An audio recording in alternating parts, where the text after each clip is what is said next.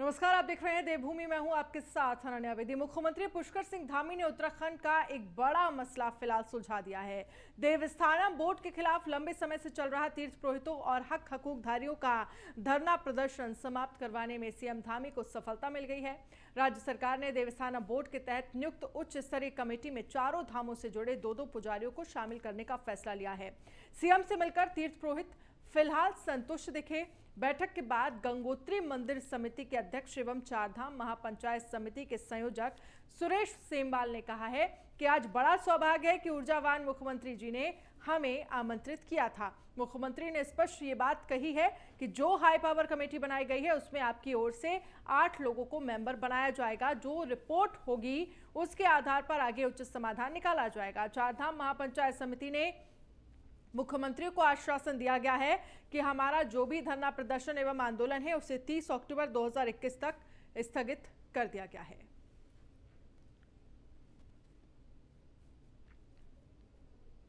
हमने हमसे कहा है कि कमेटी हमने उनकी बातों को सुनने के लिए ही बनाई है और ध्यानी जी उनकी बात सुनेंगे। उन्हीं के समाज के बीच में से आते हैं, उन्हीं के बीच में उन्होंने पूरे जीवन भर काम किया है। कोई अगर इसमें कम्युनिकेशन गैप है तो हम लोग उसको दूर करेंगे और पहले कमेटी पूरी बात सुनेगी, उसके बाद सरकार को उस पर निर्णय लेना है। सर लगातार तो आज हमने उनसे अनुरोध किया है कि सभी लोग जो है और सब लोग, क्योंकि हमारी सरकार पूरी तरह से जो है उसमें गंभीर है। हम चाहते हैं कि चारधाम यात्रा भी चले। उसको लेकर हमने माननीय उच्च न्यायालय में जो याचिका दायर की थी उसको भी वापस ले लिया है और अब हाईकोर्ट में उसकी सुनवाई होनी है। नहीं देखिए, पिछले 22 महीनों से चारों धामों की तीर्थ पुरोहित और इन मंदिरों से जुड़े हक हकूकधारी आंदोलन रहे, लेकिन सरकार ने पहली बार गतिरोध तोड़ते हुए दोनों पक्षों के बीच में आज संवाद का आज उनके सरकारी आवास पे मिले और उन्होंने हमें आश्वासन दिया है कि आप चारों धामों में चल रहा जो ये आंदोलन है, अनशन है, धरना प्रदर्शन है, आप इसको स्थगित कीजिए और 30 अक्टूबर की डेडलाइन हमको दी गई है कि 30 अक्टूबर तक सरकार देवस्थानम एक्ट पर कोई ना कोई ठोस निर्णय लेगा। खबर है टिहरी से, जहां पर मुख्यमंत्री पुष्कर सिंह धामी का टिहरी दौरा। सीएम ने दी कई योजनाओं की सौगात। टिहरी झील में बोटिंग का लिया आनंद। जन आशीर्वाद रैली को किया संबोधित। जिला स्तरीय अधिकारियों के साथ बैठक भी की है। तो टिहरी झील की तस्वीरें आपको दिखा रहे हैं जहां पर बोटिंग का आनंद लिया है सीएम पुष्कर सिंह धामी ने।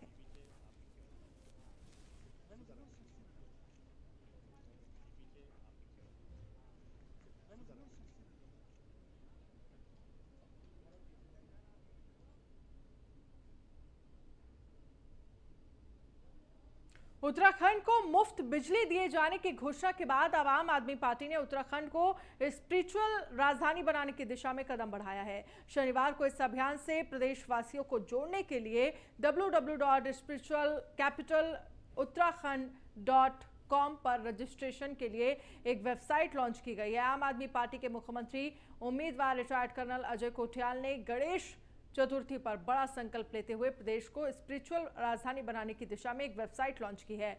कर्नल कोठियाल का कहना है कि उत्तराखंड कई तीर्थ स्थलों का संगम है। यहाँ अगर आध्यात्मिक राजधानी होगी तो उत्तराखंड को एक नई पहचान मिलेगी। इससे हजारों लोगों को रोजगार मिलेगा। कोठियाल ने कहा है कि आध्यात्मिक राजधानी बनने के बाद उत्तराखंड विश्व पटल पर छा जाएगा। कर्नल कोठियाल ने कहा कि पूरी दुनिया के लोग आत्मिक शांति के लिए उत्तराखंड आते हैं, गंगा में स्नान करके आध्यात्मिक अनुभूति प्राप्त करते हैं। उन्होंने कहा कि अरविंद केजरीवाल द्वारा उत्तराखंड को आध्यात्मिक राजधानी बनाने का जो संकल्प लिया गया था उसे पार्टी का हर कार्यकर्ता पूरी तरह से संकल्पित होकर कार्य कर रहा है। देखो, यहाँ पे जो आध्यात्मिक राजधानी हम बोल रहे हैं, क्योंकि यहाँ पे वो सारे एस्पेक्ट जमीन पे एग्जिस्ट करते हैं, जो कि एक अगर तरीके से उसको एक शेप दे दी जाए, उसका एक लॉ बना दिया जाए, नियम बना दिया जाए, तो वो ना श्रद्धालुओं के लिए भी, उत्तराखंड के लिए भी और उत्तराखंड की जनता के लिए भी वो एक अच्छा इंटरनेशनल एनवायरनमेंट में एक मैसेज देने का तरीका हो जाएगा और यहाँ पे रोजगार भी बढ़ेगा। श्रद्धालुओं को सुविधा मिलेगी, वो और लोगों को भी बोलेंगे और ज्यादा श्रद्धालु इस जगह। हल्द्वानी के मानपुर पश्चिम क्षेत्र में शुक्रवार को पोल लगाने को लेकर ऊर्जा निगम और स्थानीय लोगों में विवाद तूल पकड़ गया। बिजली अफसरों से नाराज कैबिनेट मंत्री बंशीधर भगत रात करीब 10:30 बजे क्षेत्रवासियों के साथ धरने पर बैठ गए। भगत ने ऊर्जा निगम के अधिकारियों पर लापरवाही का आरोप लगाते हुए जमकर फटकार लगाई। मामला तूल पकड़ते ही बिजली अफसरों ने आनन फानन में हाथ जोड़कर मंत्री से माफी मांगी और विद्युत व्यवस्था बहाल की।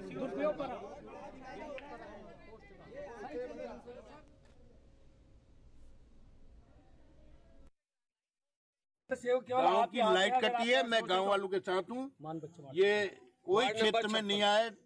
पार्षद ने जब कहा कोई भी नहीं आ रहे हैं, तब मैं यहाँ आया, तब ये सब आए हैं। तो ये किसकी लापरवाही आपको महसूस हो रही है? बिजली विभाग की है। देखिए, भारतीय जनता पार्टी के नेताओं को ड्रामेबाजी करने में मजा आता है। इसे जनता का ध्यान भटकाए रहते हैं। अगर मैं माननीय मंत्री जी मानपुर पश्चिम के बिजली की पोल शिफ्टिंग की समस्या थी, अगर उनके कहने में अगर वो नहीं हो रहा है तो उनको सरकार में बना रहने का कोई हक ही नहीं है। उनको तुरंत मुख्यमंत्री को इस्तीफा देना चाहिए, तो उसके बाद धरने पे जाना चाहिए। कालाडूंगी विधानसभा के न्याय पंचायत बेल पड़ाव में कैबिनेट मंत्री बंशीधर भगत ने ग्राम प्रधान के आवास पर कार्यकर्ताओं की बैठक की और साथ ही आगामी आने वाले विधानसभा चुनाव की तैयारियों पर चर्चा करते हुए कहा कि कार्यकर्ता विधानसभा चुनाव में अपनी कमर कस लें और हर बूथ को विधानसभा में मजबूती प्रदान करें। कांग्रेस के द्वारा निकाली गई जन परिवर्तन यात्रा को लेकर कैबिनेट मंत्री दिखावा करार दिया और कहा कि इसमें भाड़े के लोग आए थे।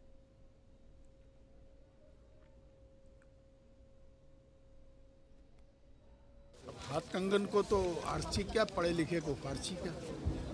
मैं दूर नहीं जाता, अपनी कालाडूंगी विधानसभा का ही बात करता हूँ। गाड़ियाँ तो 100 खड़ी थी बड़ी बड़ी, और फील्ड में 500 आदमी था, जिसमें 400 बाहर का था, 100 आदमी मेरी विधानसभा का था।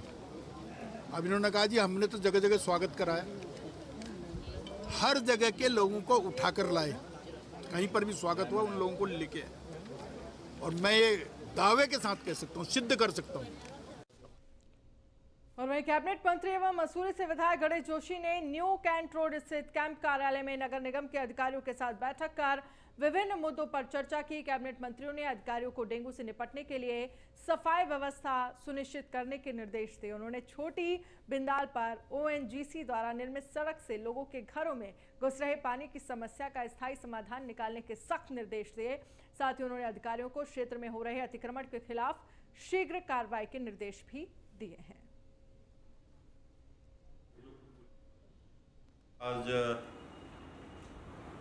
एमएलए नगर निगम व स्वास्थ्य अधिकारी नगर निगम को मैंने अपने आवास पर बुलाया था, जिस प्रकार से डेंगू के केसेस आने शुरू हो गए हैं, उसी से चर्चा हुई। ये प्रॉपर जो है वागन वगैरह होती रहे, और साथ ही जो मुख्य विषय है कि ओएनजीसी द्वारा जो बिंदाल नदी को करके जो नाला कवर किया गया है, जिसकी वजह से बार बार लोगों के घरों में पानी घुस जाता है, उसका कोई परमानेंट सॉल्यूशन करने के लिए मैंने निश्चित किया है। ऋषिकेश के प्रतीत नगर में लोगों की समस्याओं को सुनने के लिए शिविर लगाया गया, जिसका उद्घाटन विधानसभा अध्यक्ष प्रेमचंद अग्रवाल ने किया। इस दौरान शिविर में समाज कल्याण, जल संस्थान, स्वास्थ्य, विद्युत और कृषि विभाग समेत कई विभागों से संबंधित स्टॉल लगाए गए। विधानसभा अध्यक्ष ने कहा है कि सरकार का उद्देश्य अच्छे कार्य प्रणाली के साथ जनता को बेहतर सेवा देना है, ताकि सरकार की ओर से चलाई गई हर योजना का लाभ जनता तक पहुंच सके। इस दौरान उन्होंने विभागीय अधिकारियों को निर्देश भी दिए।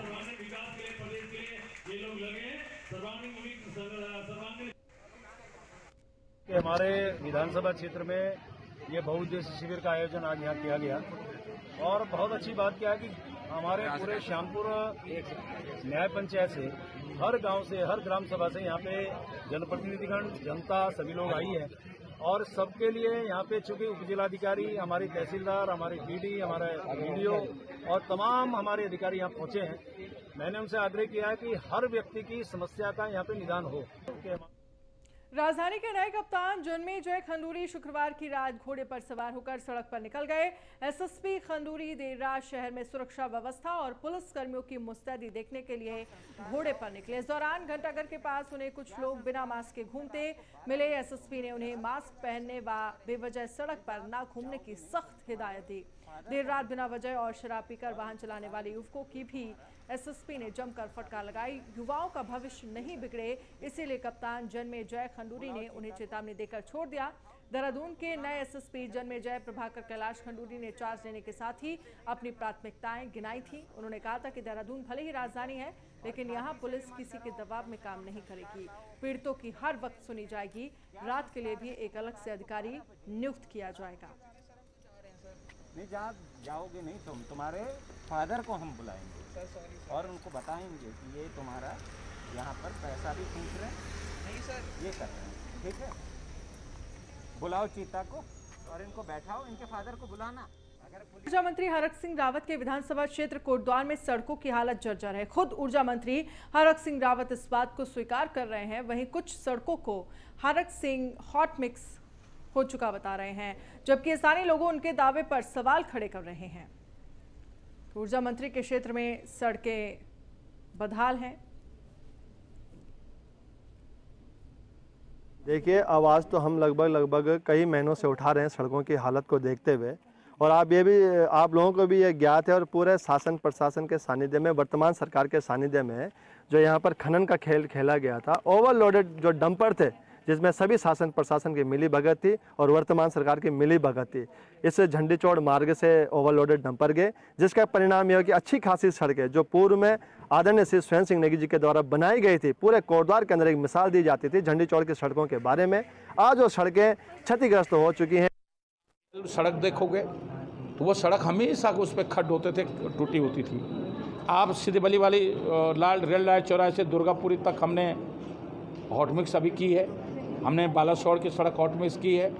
आप सने की सड़क अगर आप देखेंगे जो हॉट मिक्स की है, तो जो सड़कें हम कर चुके हैं और कुछ सड़कें जो बची हुई हैं उसको हम अभी करेंगे, क्योंकि कोटद्वार में विकास इतना तेज़ी के साथ हो रहा है कि जैसे ही हम इस साल 10, 15, 20, 50 सड़कों को सीसी मार्ग में बदलते हैं, तब तक कुछ नई बस्तियां बस जाती हैं, नई मोहल्ले बस जाते हैं और फिर सड़कों की डिमांड बढ़ जाती है और फिर 5-7 साल में जो पुरानी सड़कें हैं वो टूट जाती हैं।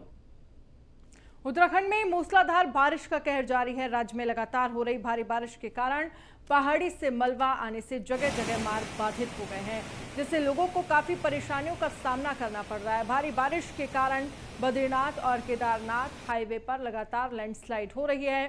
बादल फटने और भारी बारिश के कारण पहाड़ी से मलबा आने से बद्रीनाथ हाईवे सिरो बगड़ और नरकोटा के पास बंद है।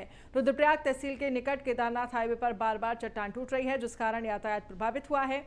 बंद सड़कों को खोलने के लिए लोक निर्माण विभाग लगातार कोशिश कर रहा है। वहीं रुद्रप्रयाग में लगातार हो रही मूसलाधार बारिश के कारण गदेरे उफान पर आए हुए हैं, जिस कारण पानी का संकट भी गहराने लगा है। नगर क्षेत्र रुद्रप्रयाग में 3 दिनों से पेयजल आपूर्ति ठप पड़ी हुई है। स्थानीय जनता को पानी के लिए भटकना पड़ रहा है, जबकि पुनाड़ गदेरे के उफान पर आने से आवासीय भवनों को भी खतरा पैदा हो गया है।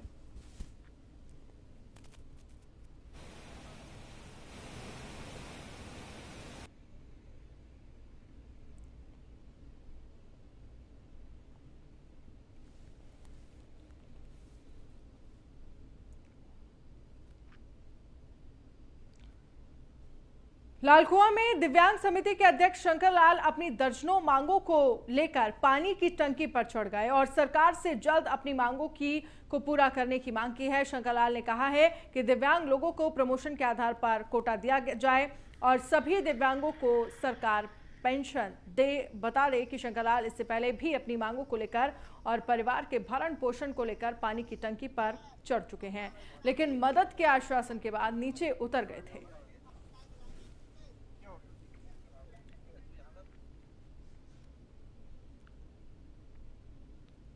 विगत 15 वर्ष संघर्ष कर रहा हूं।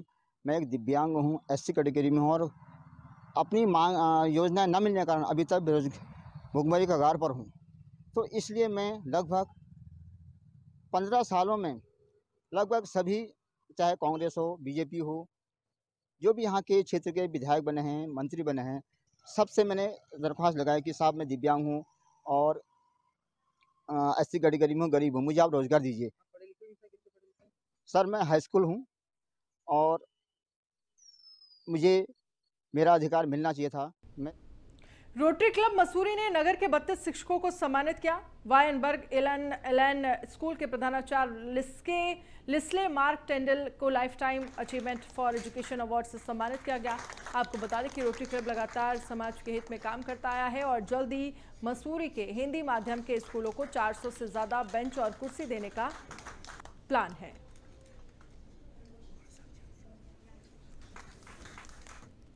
शिक्षकों को एक और भी अच्छा करने की प्रेरणा देता है हमेशा, और इससे एक मनोबल बढ़ता है, एक दूसरे से परिचय होता है हमारे, एक दूसरे से हम अपने विचारों का आदान प्रदान करके शिक्षा के क्षेत्र में जितनी भी गुंजाइश और अच्छी होती है एक दूसरे से शेयर करते हैं, अनुभव भी शेयर करते हैं। इस प्रकार के सम्मेलनों में, समारोह में ये बहुत ही अच्छा कदम है रोटरी क्लब का। उनकी प्रति मैं सभी शिक्षकों की तरफ से एक आभार।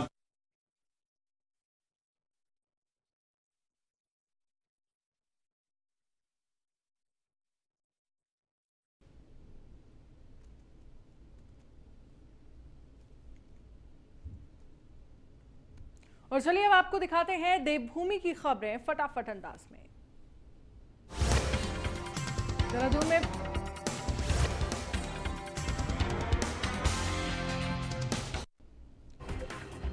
में वन विभाग कार्यालय में वन मंत्री आरक सिंह रावत की अहम बैठक।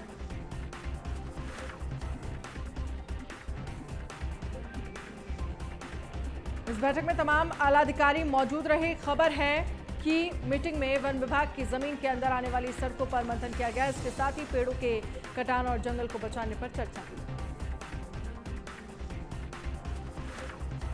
पौड़ी में अपर आयुक्त न्यायालय नई टिहरी में लगाने वाले को लेकर अधिवक्ता संघ के लोगों ने प्रदर्शन किया। संघ ने कहा कि 1969 से पौड़ी में न्यायालय चलता है, लेकिन सरकार ने अचानक ये फैसला लिया। लोगों ने फैसले को वापस लेने की मांग की। मसूरी में कांग्रेस नेताओं ने खिलाड़ियों को स्पोर्ट्स किट और ड्रेस बांटी। इसके साथ ही कांग्रेस नेताओं ने सर्व ऑफ इंडिया ग्राउंड को खोलने की मांग की है। वहीं लोगों ने सीएम पुष्कर सिंह धामी से मसूरी में नए ग्राउंड को बनाने की मांग की है। रुड़की में प्रेमिका के प्यार में पागल प्रेमी ने रास्ते का कांटा बन रहे दूसरे व्यक्ति को मौत के घाट उतारा था। घटना का खुलासा रुड़की की सिविल लाइन कोतवाली में हरिद्वार एसएसपी डॉक्टर योगेंद्र सिंह रावत ने किया। करीब 1 माह पूर्व भगवानपुर थाना क्षेत्र में एक विद्युत कर्मी की गोली मारकर हत्या कर दी गई थी। मृतक की पत्नी ने थाना भगवानपुर में तहरीर देकर कार्रवाई की मांग की थी, जिसके बाद पुलिस ने हत्या का खुलासा करके आरोपी को गिरफ्तार कर लिया। उत्तराखंड राज्य आंदोलनकारी मंच की ओर से देहरादून में प्रदर्शन किया गया। प्रदर्शनकारियों ने एक समान पेंशन की मांग के दौरान जिला अध्यक्ष प्रदीप कुकरेती ने कहा, सबसे ज्यादा घेराव बीजेपी सरकार में हुआ है। साथ ही उन्होंने बताया कि मुख्यमंत्री की घोषणा के बाद भी कोई शासनादेश लागू नहीं हुआ है।